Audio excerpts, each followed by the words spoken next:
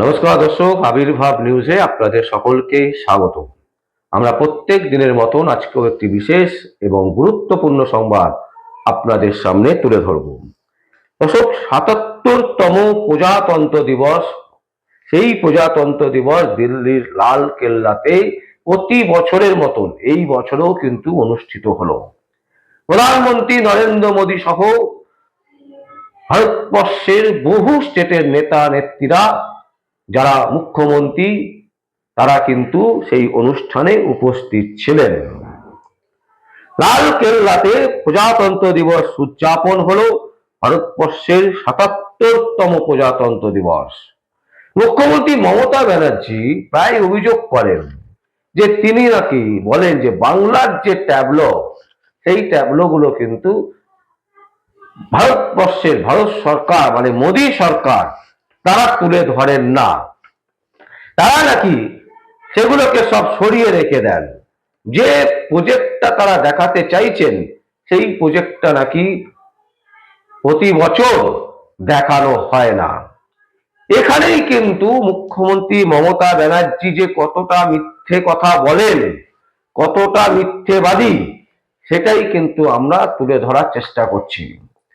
আজকে দিল্লিতে ৭৭তম প্রজাতন্ত্র দিবসে লাল কেল্লায় যে অনুষ্ঠিত হয়, তাতে আমরা যে ভিডিও ফুটেজ দেখলাম, সেখানে কিন্তু দেখলাম যে পশ্চিমবঙ্গের একটি বড় ট্যাবলো, এবং যেখানে রাজা রামমোহন থেকে শুরু করে ক্ষুদিরাম প্রত্যেককে কিন্তু প্রাধান্য দেওয়া হয়েছে, গুরুত্ব দেওয়া হয়েছে।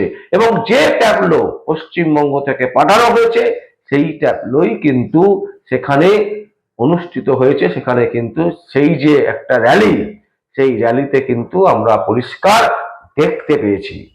তাহলে প্রশ্ন হচ্ছে, মুখ্যমন্ত্রী মমতা ব্যানার্জি বারবার তিনি কেন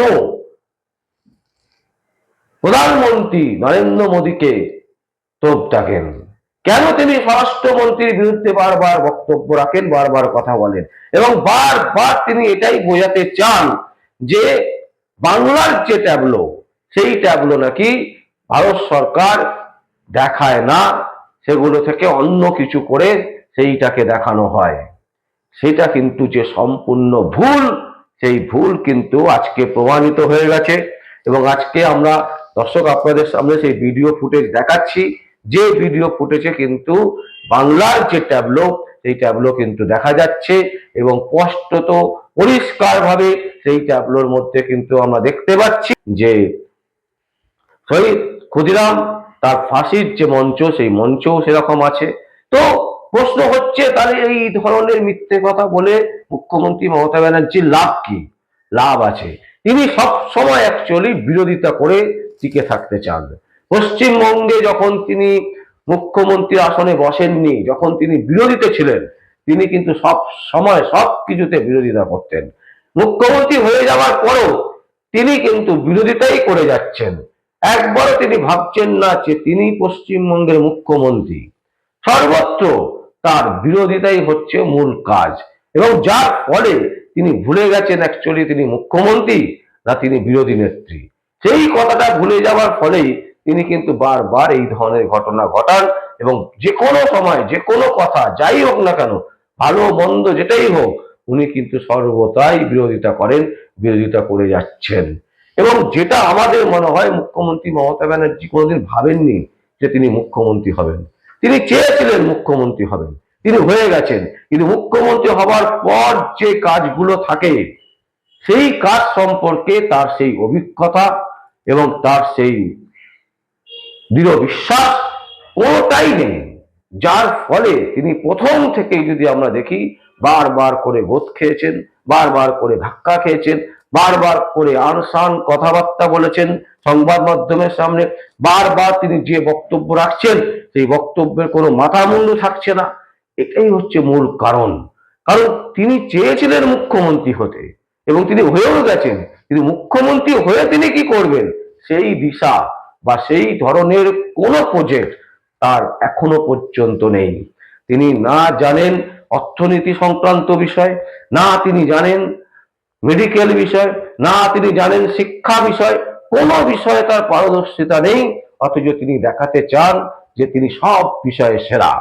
আর যেটা ফলে কি হয়েছে, পশ্চিমবঙ্গকে ধীরে ধীরে সর্বনাশের দিকে ঠেলে দিয়েছেন মুখ্যমন্ত্রী মমতা ব্যানার্জি। জেনে করুক না জেনে করুক, তিনি কিন্তু যে ভুল করছেন এই ভুলটা তিনি স্বীকার করতেই রাজি নন।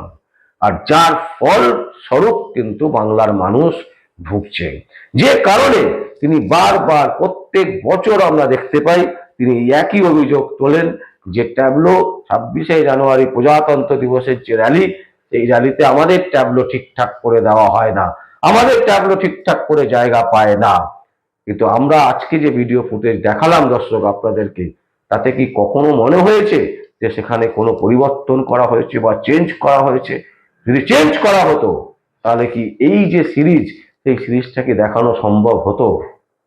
দর্শক, আমরা আজকে এই সংবাদ আপনাদের সামনে তুলে ধরলাম এই কারণে যে কতটা মিথ্যেবাদী, কতটা মিথ্যুক একজন মুখ্যমন্ত্রী হলে এই ধরনের মিথ্যে কথা সাধারণ মানুষের কাছে বলতে পারেন, এবং সেটাই আমরা আপনাদের সামনে তুলে ধরলাম। যদি আপনাদের কোনো বক্তব্য থাকে, কোনো কমেন্ট থাকে, অবশ্যই আপনারা কমেন্ট বক্সে কমেন্ট করবেন। আর দেখতে থাকুন পরবর্তী সংবাদ আবির্ভাব নিউজে। আমার নাম বিশ্বজিৎ পাল, আবির্ভাব নিউজের জন্য।